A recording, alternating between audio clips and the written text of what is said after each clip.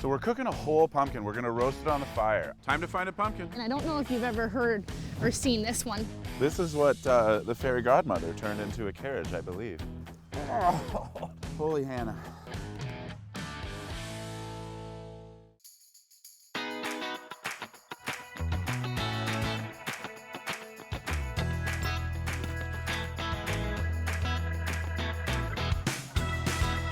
Welcome to Farm to Fork. I'm Nick Benninger. Farm to Fork is made possible with the generous support of Explore Waterloo Region. For a comprehensive guide on where to eat and what to see and do in the area, visit explorewaterloo.ca. St. Agatha, Ontario is usually quite picturesque, but today it's a little spooky. I'm at Fall Harvest Farm, where they kind of go all out on their Halloween extravaganza. I'm meeting Josephine McCormick, whose family has been on this land for longer than Canada has been a country. They've recently opened their shiny new store, where they sell a variety of local produce throughout the year. But right now, they are full to the brim with their most famous products: pumpkins, squash, and various gourds. Hey, you must be Josephine. Yes, I am. Nick, nice to meet you. Yes, you too. What an amazing store you have here. This place is beautiful. It's everything you'd want in a country store and a little more. So Fall Harvest Farm has been around for as long as my mom was young. When she was 9, she started selling pumpkins on a roadside stand, and eventually it grew a little bit more each year. The store here is 3 years new. So before we always just did pumpkins outside, out front, how we have it. But the store is new, and in the store here we support over 35 local businesses. Wow. We have Wellesley apple cider, we have maple syrup from local Mennonites. We believe that sharing local is great, because when I support them, they support me, and then the community supports each other. So it's just a great little spot where you can get a whole bunch of local things in kind of a one-stop shop experience. Amazing. And that's exactly the kind of shop I love, and that's how we try and run our businesses. We can do certain things and we can do them really well, but there are other local friends nearby that can do the other things even better than we could. So exactly. It's so great. Can we get outside and see what else is going on around here? Yeah, absolutely. I can't wait to show you. There's so much to see outside. So this is the pumpkin display. This is amazing. It's like a candy store. It's so well, curated and put together. We do try and make it look beautiful for everyone. So many people have never seen all these different varieties, and we just try and make it just something really enjoyable for families to come out and see. So this is the Hubbard squash. This one here is specifically a golden Hubbard. So the outside has that really deep orange color. I know these aren't for carving, but I think this would make a good Cheshire cat. It's already got the shape of the Cheshire cat smile, so I might go a little unorthodox this year and carve me a Hubbard squash. Yeah.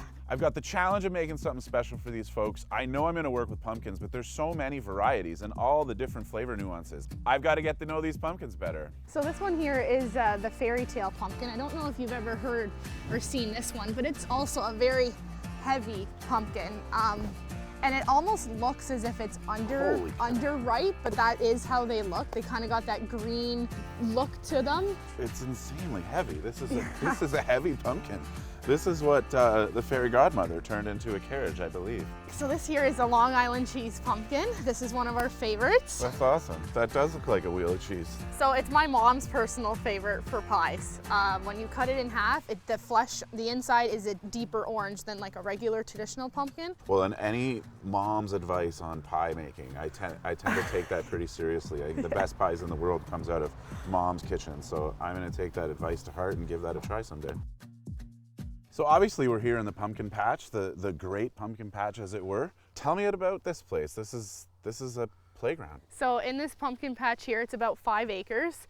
We have our jack-o'-lantern pumpkins, we have our Long Island cheese pumpkins, and our pie pumpkins. And this patch, we still got lots to pick, as you can see. And when you guys plant, I think it's hard for the non-farmer to understand how you go from seed to these massive, heavy pumpkins. You're planting from actual seeds? From seeds, yeah, with a tractor though. Like, it's not hand done. It's with a tractor. Well, it seems to work for you. Are there challenges that come along with that? Yes, there are definitely challenges that come along with direct seeding, and our biggest one would have to be crows eating the seed right after it's been planted in the ground. They're literally in the trees watching as we're planting, Yeah. and they're ready to come in. Tell me a little bit about this land. How long have you guys been on it and working it? My mom actually has a lot more expertise in the whole history side of the farm, so she'd probably do a better job explaining the whole history too.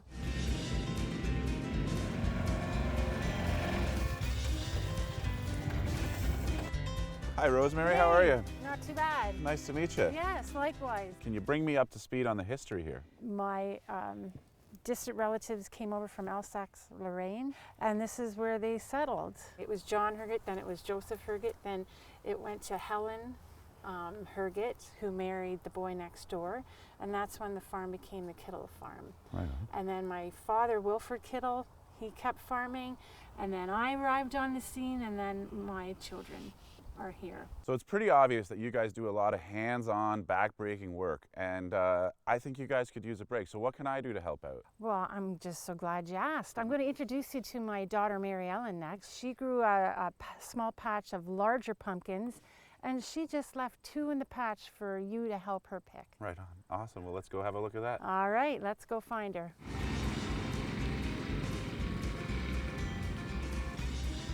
You must be Mary Ellen. Hi, yes I am. My name's Nick. I understand you have a chore I can help I with. do. I was wondering if you could help me here Holy. to take this pumpkin, put it on here, and take it down to the store. It's downhill from here? It's all downhill. It better be. It better be. Oh. Whew. Holy Hannah. I think this is one of those pumpkins you just leave here and people come pay to see it, you know?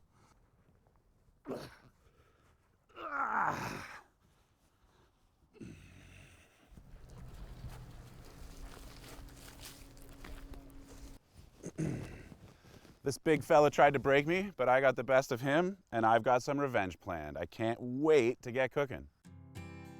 Our Long Island cheese pumpkin. It's got that beautiful dense flesh. It's got that thick, thick wall.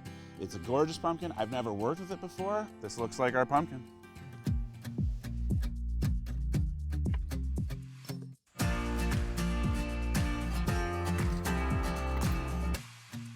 So we're cooking a whole pumpkin. We're gonna roast it on the fire. I'm gonna carve the top off and then scoop out the seeds. Let's see. I'm gonna throw a good amount of salt in there. Gonna roll it around, redistribute those spices. The last thing I gotta do is put some fat in there. Don't be shy, don't worry about the calories today because we're eating something special. I'm literally just placing the pumpkin right on the fire, and then I'm just gonna use a shovel, and I'm just gonna constantly be surrounding this guy with as much of that as possible, just to keep as much heat on it. It's gonna look like I've lost it at a point. It's gonna look burnt and pretty crappy, but the inside will always be beautiful. I wanna roast some garlic and roast some onions. We're just trying to caramelize them, get them nice and sweet, and that fire will do just that. The next thing I'm gonna do is get working on my pickled sweet potato squash. So I've got this beautiful gunpowder chili. It's just a blend of 7 spices, a little bit of cumin. Pickles need to be nice and salty. Just to balance it off a little bit is add some honey to that vinegar. This is the Kakai pumpkin. When I cut into this, I'm supposed to find nothing but green seeds that are ready to be roasted and eaten. Oh yeah, that's so cool. You can see these hull-less pumpkin seeds. I'm gonna put a healthy amount of butter. That's officially a healthy amount of butter. And then I'm just gonna add my seeds to it. The last thing we need, of course, is just a little bit of salt. Our pumpkin seeds are cooking away. They're literally swimming in butter, so I might have overdone it a bit, but this butter will actually make a really nice garnish for the pumpkin when we're all said and done, so I'm gonna work with it. We are feeding a farm family, so I can't just give them squash and a bunch of vegetables. There's gotta be some meat to this. Ooh. Now I think our onions are done now too, which to the touch they certainly are. So I'm just gonna pop the bottoms off, which comes off pretty easily now. I'm gonna move on now to our roasted garlic, and I'm literally just gonna squeeze out of their paper packages. So my seeds have cooked on me, but they haven't crisped up or browned at all. So I'm gonna actually brown them on the flat top a bit.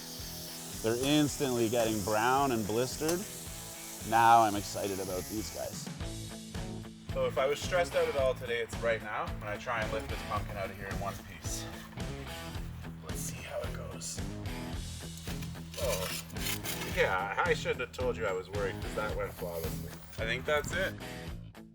All right, guys, I promise it'll look good in a few minutes. So we literally just burned it in the fire. kind of splay this thing open, and then I'm gonna get you guys to help me garnish it. So can you take this and just start flicking seeds down on that platter? This is incredible, like wow. I've never seen anything like it in my whole time.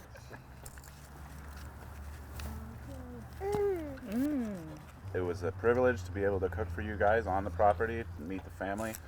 Yeah, I just want to thank you for including me in this special day, and it was an amazing, amazing day for me. I appreciate it a lot. Well, thank you. Cheers, guys. Cheers. Cheers. Cheers. Cheers. Cheers. Cheers, Natalie. Cheers. Cheers.